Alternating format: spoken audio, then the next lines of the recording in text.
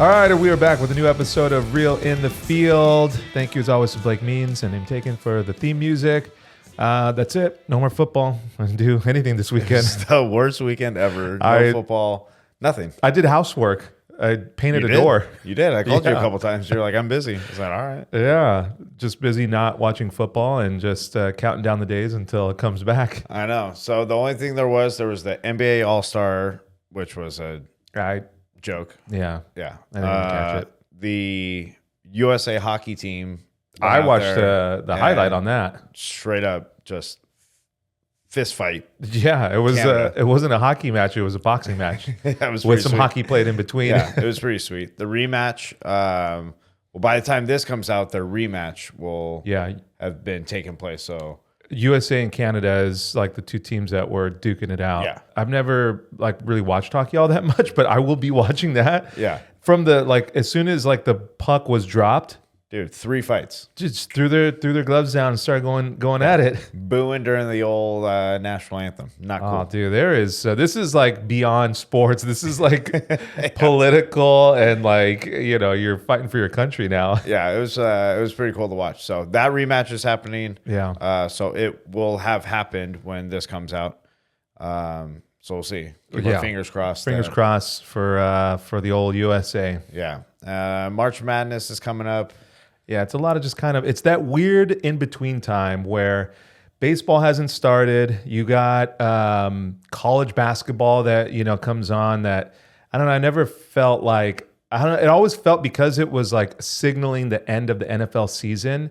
It was remember when you would Sunday night after The Simpsons ended, MASH would come on. Yeah, and you were all sad because you got to go to school the next Dude, day. as soon as you heard that MASH music, you're just the depression kicks in because you got to go back. The weekend's over. Yeah, that's what NCAA basketball is for me. It's MASH.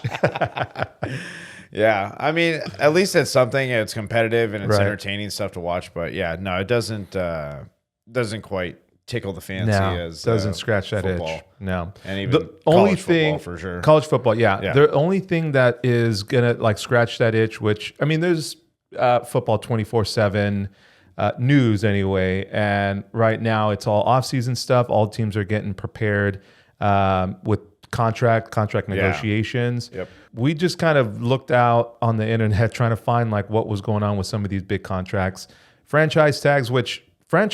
We've talked about salary caps and franchise tags for so long, but never really had a full grasp on what that all means. So we did some little bit of digging. Gotcha. So the franchise tag window just opened up, and it's open for 2 weeks. Mm-hmm. So this is the time with players who have their contracts expiring. The NFL teams that want to keep them and keep them from leaving and going to free agency, they can at least keep them on a 1-year tender. And that is when you apply the franchise tag. There's 3 different tags. Okay. The most common one is the non-exclusive. And so let's say, for example, you play for my franchise and I put the tag on you. Then another team can come in, make an offer, and I can match that offer. Or if you leave, I get compensated with 2 first-round draft picks. From the team that comes and scoops you up. Right. So there's that. That's the first one.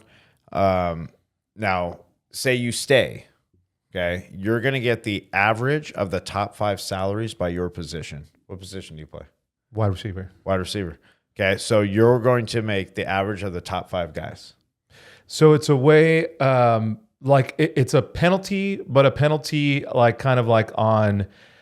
so if the team wants to keep a player, doesn't want to restructure their contract, thinks maybe we can get 1 more year, rather than restructuring their whole contract to give them something, they'll just keep them, but it comes at a cost. Yeah, you're not going to keep them and take them off the market on the cheap completely, but to a point, yes, but not completely. But you're going to compensate him at a higher, at least a high amount. Taking the average of all the top 3 players. So it could be the 120% boost from your previous salary or the average of the 5. Whatever is bigger is what you're going to get. So yeah, it was so that 120. That's on like the second tag. Like if you tag a player twice in a row, you can tag a player 3 times. right. So the second time, it's an automatic 120% increase. Yeah. If you tag them a third time, it's an automatic 144% increase. Yeah. From the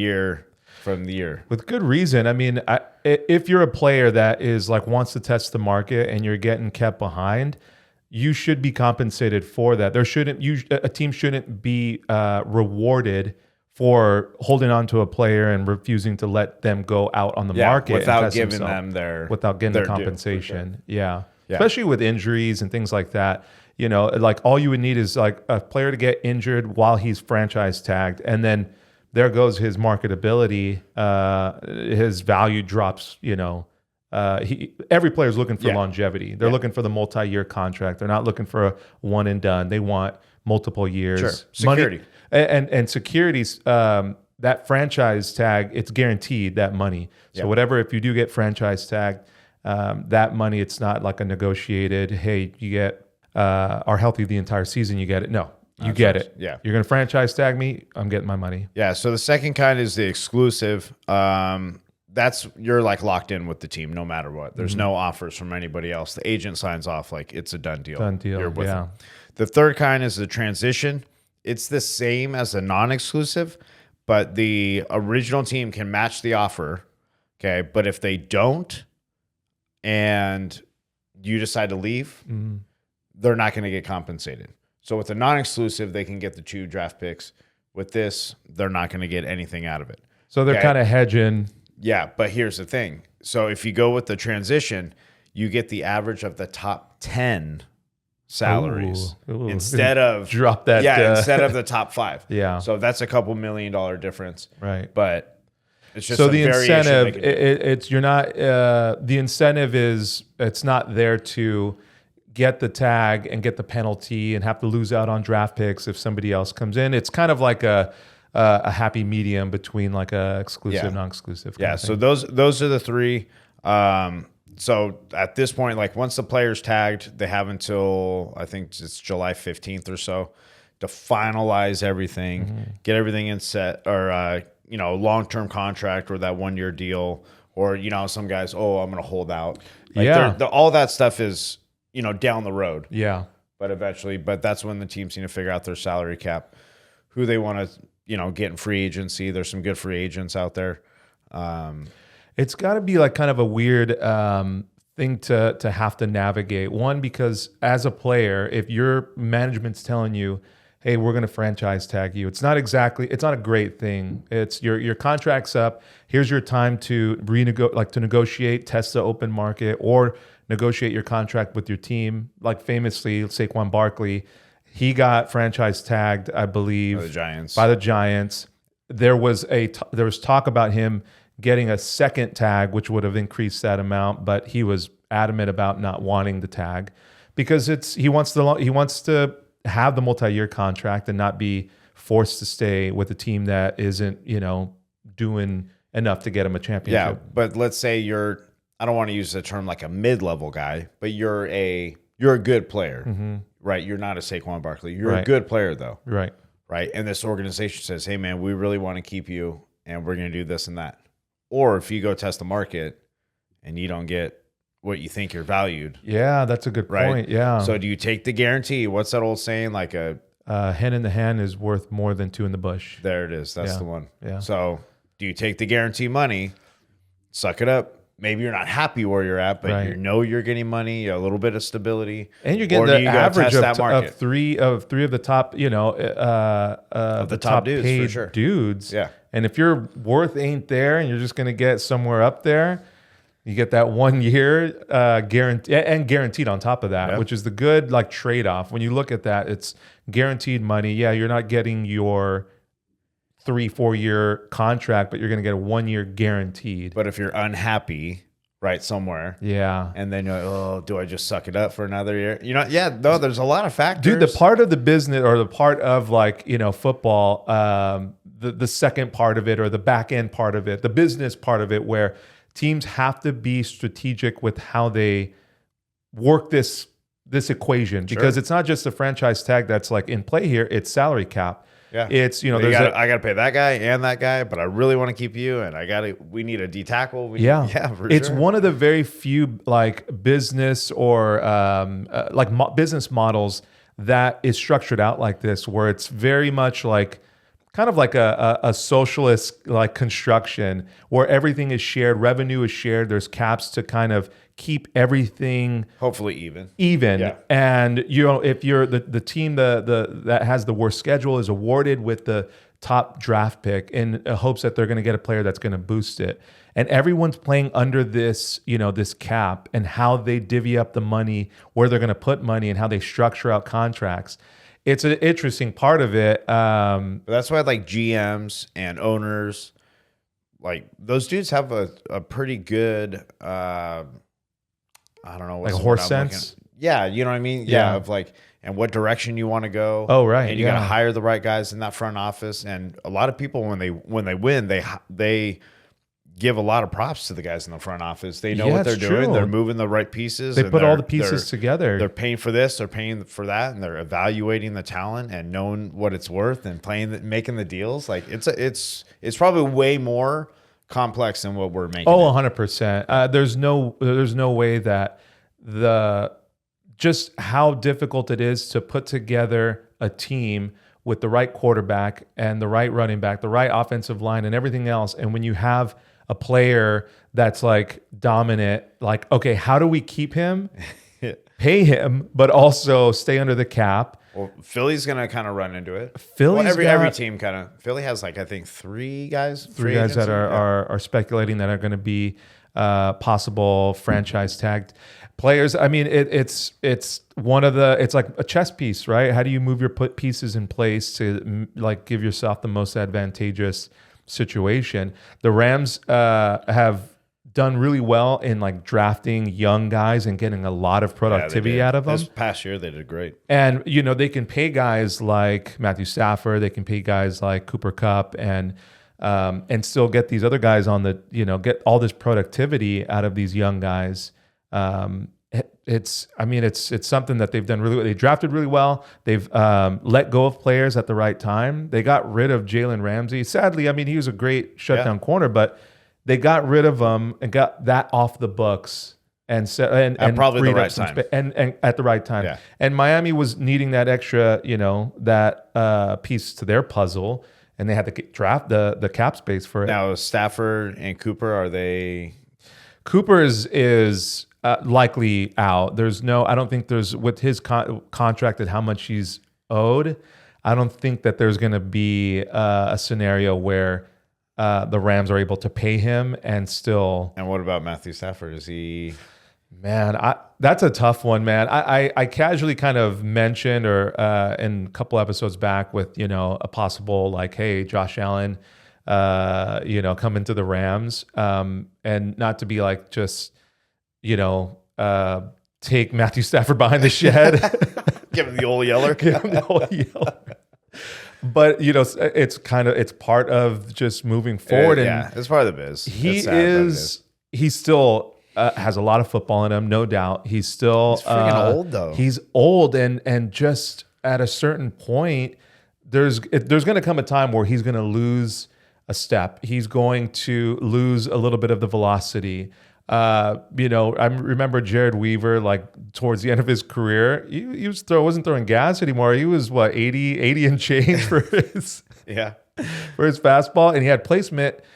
Matthew Stafford, obviously, he's like a crafty vet, but at a certain point, when you're playing dudes that are 20 some years old, you got to pull the plug eventually. I think maybe they can restructure his contract or do something to keep him one more year, but I don't know. I don't know if that's what it's going to look like. There's really nobody like right now that I think is going to like take his place immediately. The other guy who got kicked to the curb, old Aaron Rodgers. Dude, that guy got the boot. The Jets said, thanks, but no thanks, bro. You're out of here. Go to leave your tablet at the door and don't let the door hit you. Can you, like, he literally went there, got hurt. Yeah. Didn't play, right? Comes back, plays very poorly, Yeah. mediocre at best. The head coach loses his job Yeah. over all that crap. And then now he's gone. I mean, you want to talk about mismanagement. Dude, Jesus. mismanagement. The head guy, I don't want to blame him, but blame Aaron. Like the whole thing, like how it's just shitty the whole is that? thing is messy. The whole thing is just it was I think that it was somewhat. I mean, obviously it was doomed from the start. That first game that he came out. I mean, you go out and play like a handful of snaps, and then actually snap your Achilles. It was a big letdown. I think that just took huge. a wind out of his sails, and it never really. I mean, obviously, he never came back from that. I feel bad for Robert Saleh that he took the blunt of the blame for the whole thing that was happening with the Jets. Yeah, where I think he was just a casualty. You know, what's an innocent bystander or almost a casualty of collateral damage. That's the better word. Yeah.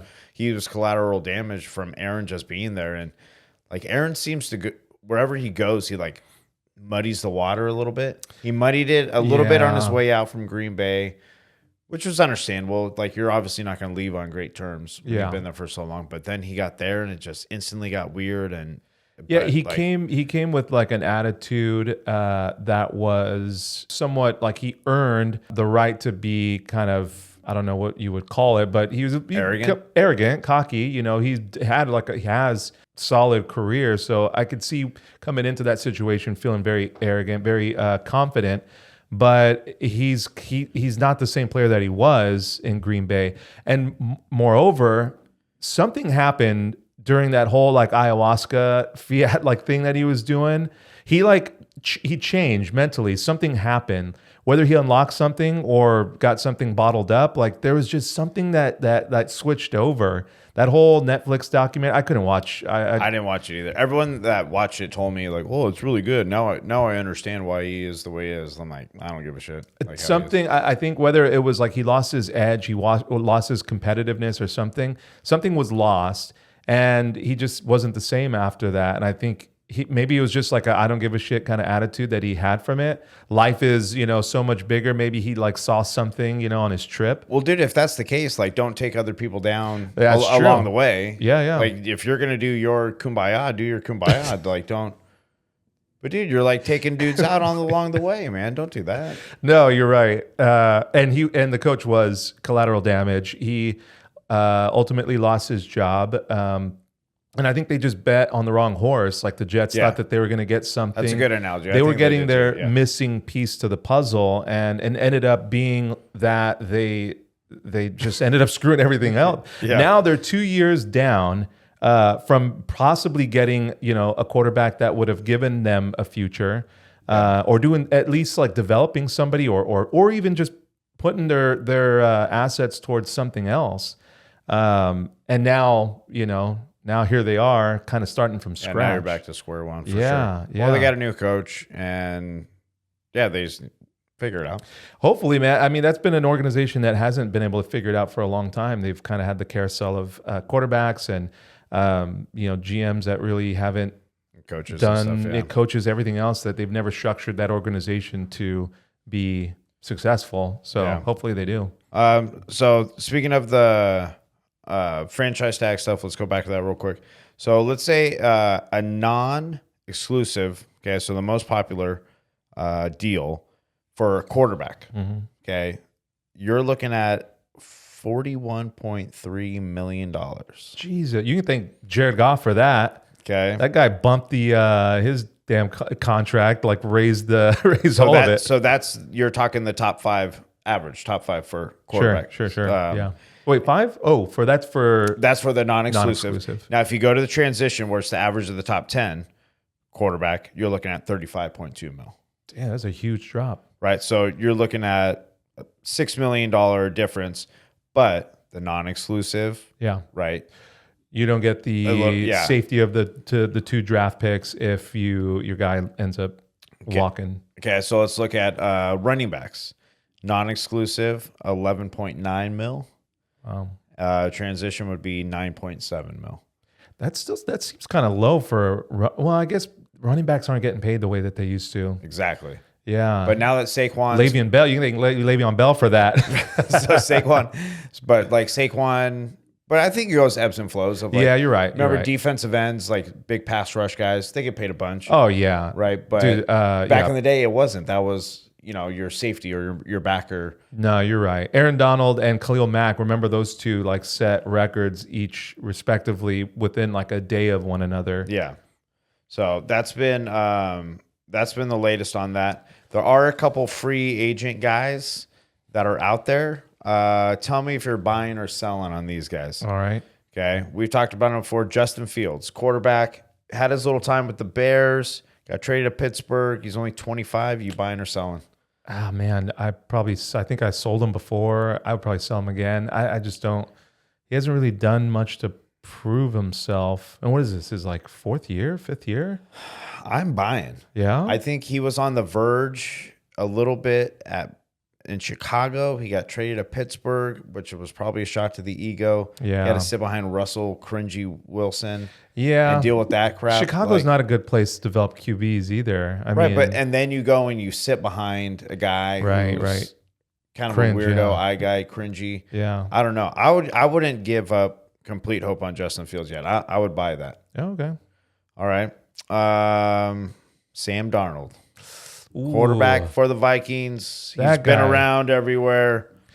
He went to San Clemente High School. San Clemente, yeah, he's a Fight on USC. he's a Trojan. He hurt his stock those last couple games of the season. He did. Unfortunately, the He game had a against the great Lions, regular season, and then he just everybody was like, "Man, this guy just completely turned."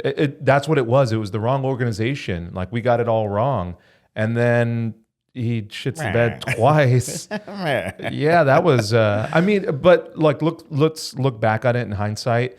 You had the Lions, who were a really good team. They just kind of blew up in the end. Yeah. That was a really good defense. And the same thing with the Rams. The Rams, I mean, that game against Philadelphia is now looking more and more like, wow, that shows you just how good the Rams it was were. a good competitive game for sure. And that's the game. That's the team that shut down Sam Darnold. So I think when you look back on it, yes, he did. His stock dropped a lot.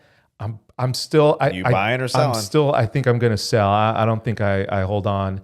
I don't know. I'm selling. I'm selling also. I think he's a good quarterback. I don't think he's a championship quarterback, but Yeah. so I'm selling. God, he won a lot of games, man. That's No. so crazy. Like, dude, and he's really good. Like, Yeah. he's really good. I'm not trying to talk bad about the guy. Like, he's friggin' NFL quarterback, dude. He's really good. Yeah. But I just Journeyman now. He's gone all over. don't, exactly. I just don't think he's the upper level. Yeah.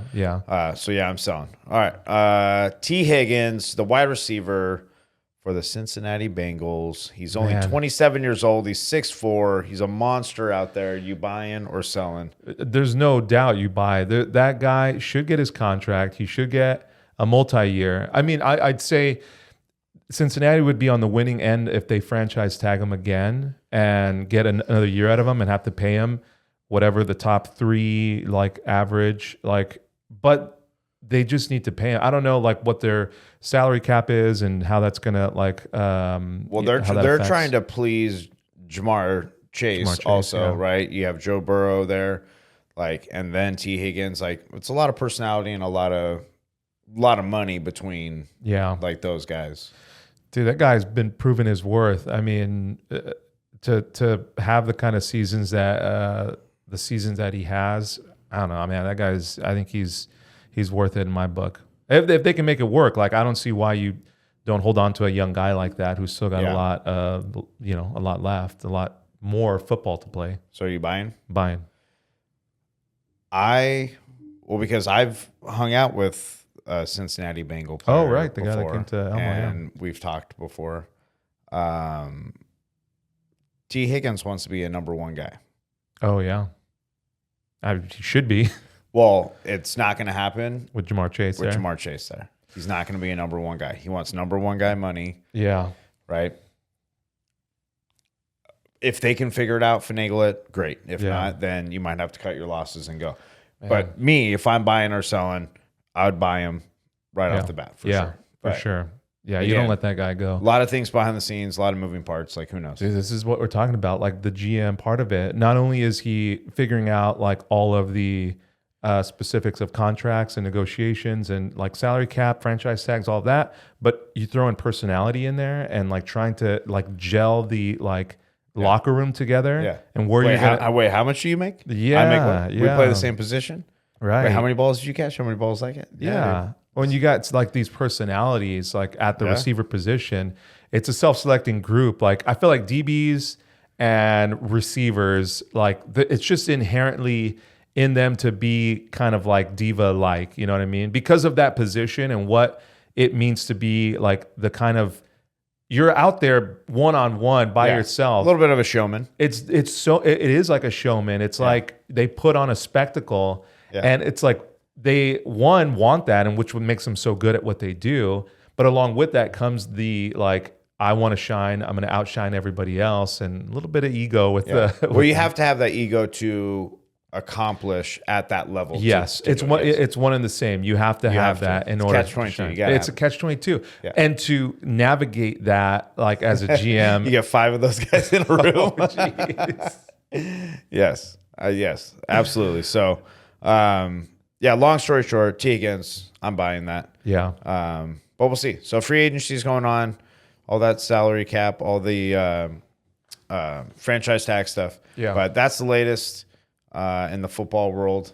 It's pretty good. That's all we got. Yeah. That's all we got. Well, franchise. I mean, that's like a side of it, the business side of it that is a necessary part, and that's the only thing we got going on right now is speculating, seeing where people are going to go.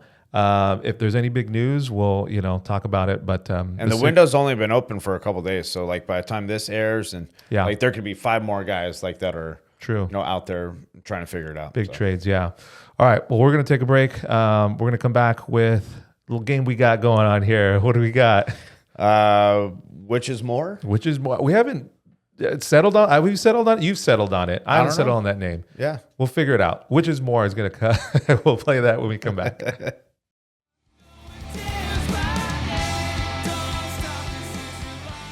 This episode is brought to you by Cigar Spots. Cigar Spots is located in the Circle of Orange. Yeah, they have all your big brands like Fuente, Padron, Tatuaje, Ilusión. I mean, they've got pretty much every brand that you can imagine.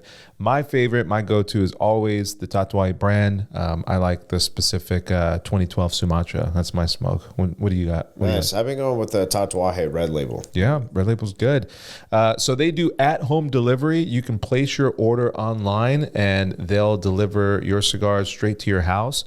Or you can order for pickup. You can actually order online, and then they'll have it ready for you. You can just swing in, put some hazards on, and go and pick up your cigars and be done. And don't forget the promo code. Promo code Tony Joe when you check out, and get yourself 20% off your order. So visit cigarspots.com and use that promo code Tony Joe.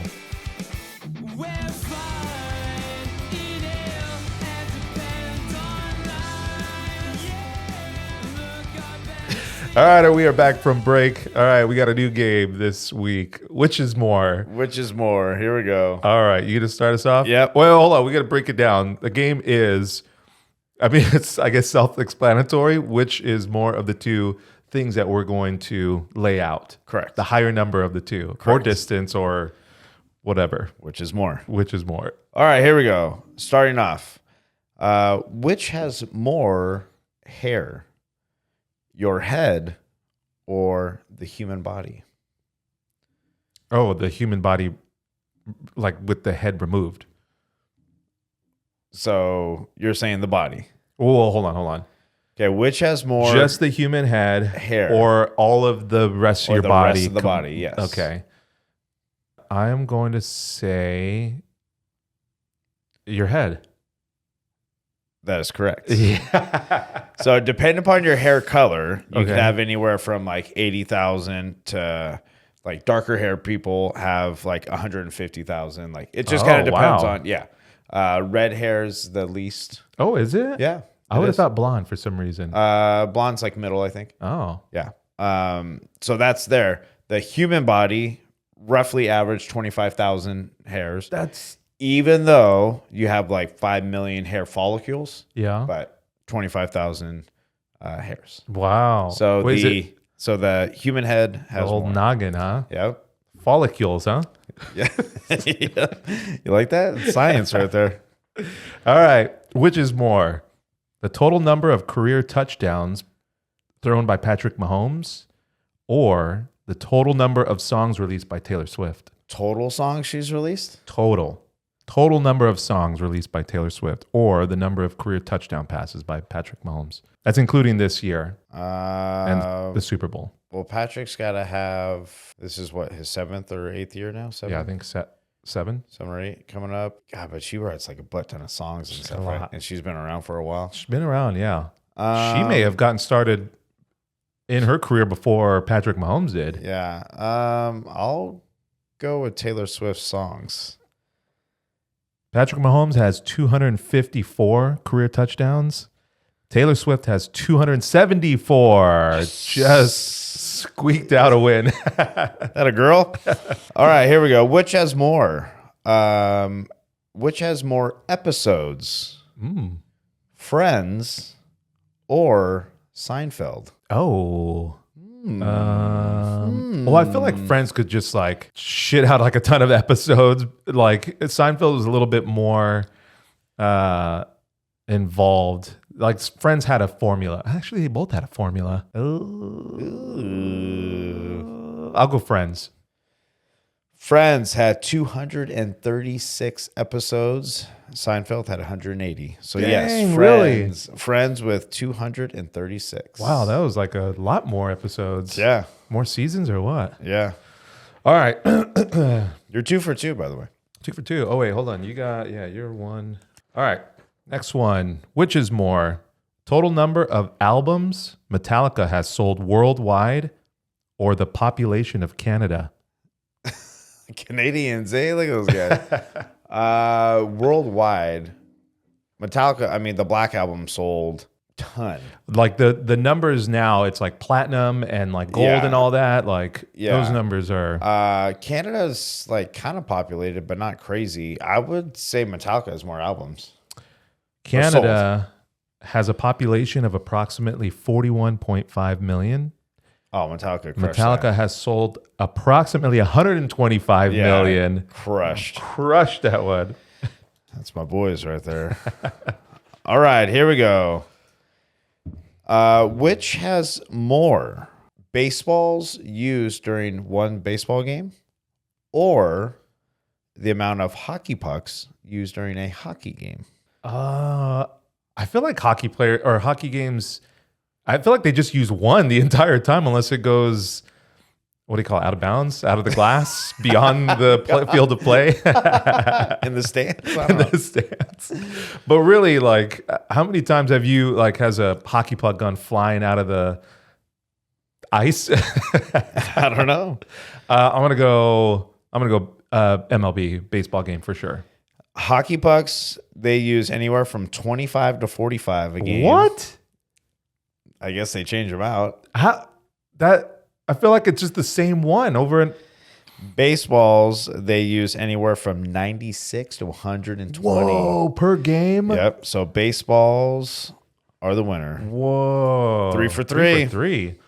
All right, here you go. Number 3. Which is more?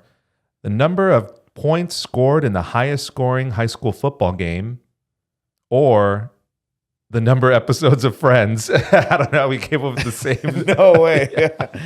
Well, it's going to be Friends because 236.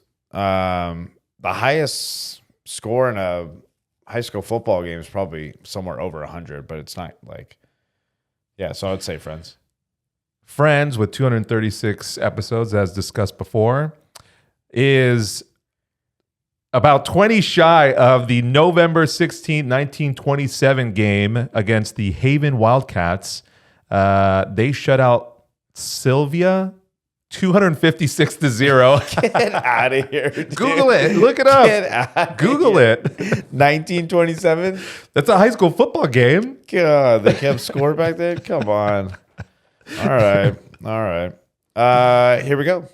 Which of these has more calories for a 12-ounce drink? Okay. Dr. Pepper or a 12 ounce of Pliny the Elder?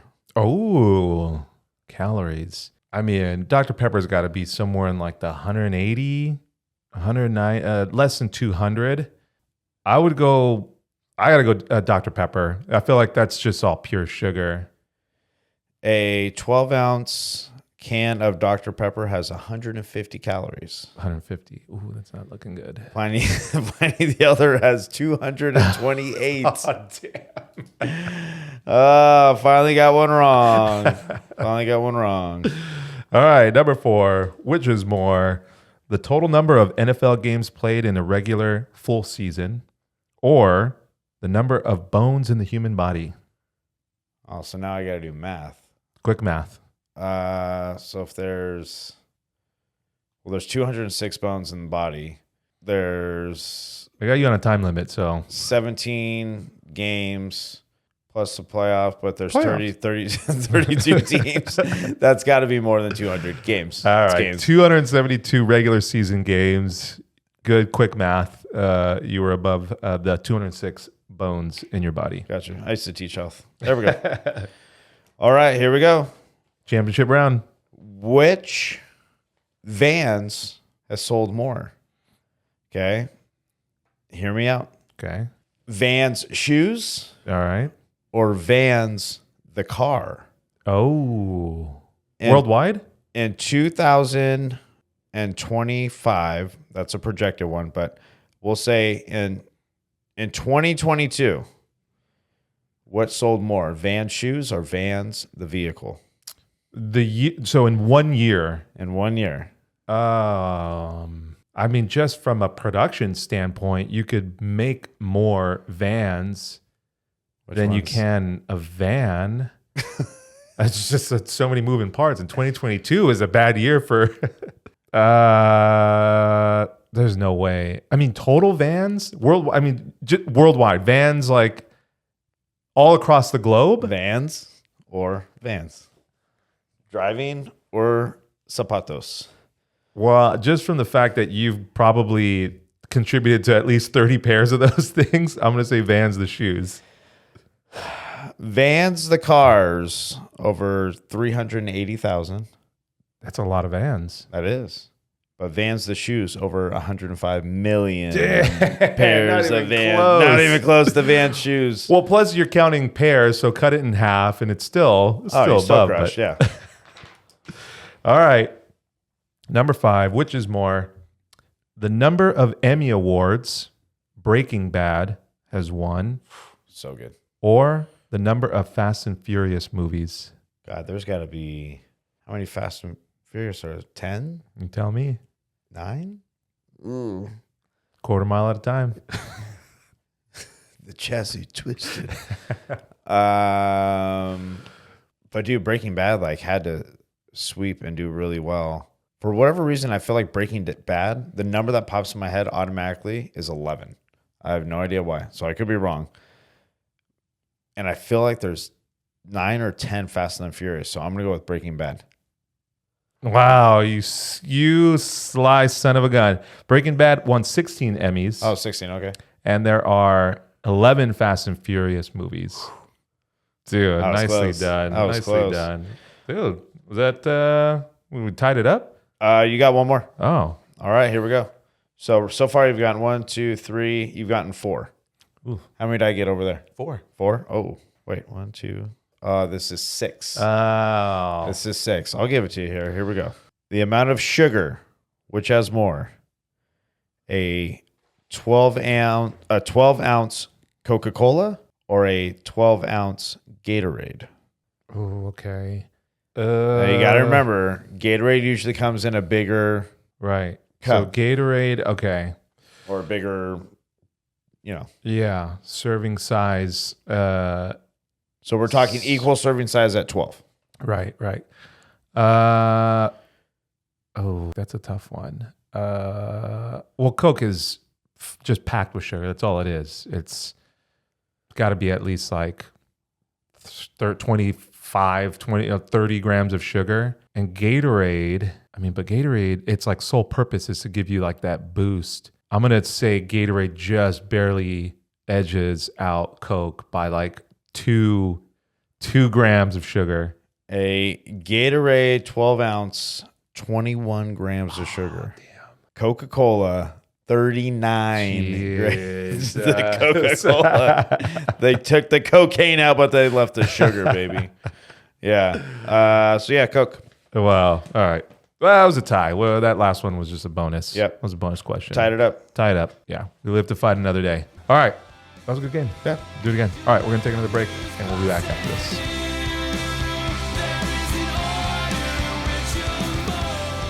All right, this episode is brought to you by Pro West Electrical. Pro West Electrical is owned by our friend, who we went to high school with, Anthony Sabasco. He's got over 15 years of electrical experience. His company does panel replacement, do recessed lighting. They actually did all the electrical and the recessed lighting in my house. They do switches, EV chargers, Ring doorbell. They'll change a light bulb in your house if you want them to, if you pay them to. That's right. And you can visit their website, prowestelectrical.net, or you give them a call, 714-306-1570. Pro West Electrical, powering up your world.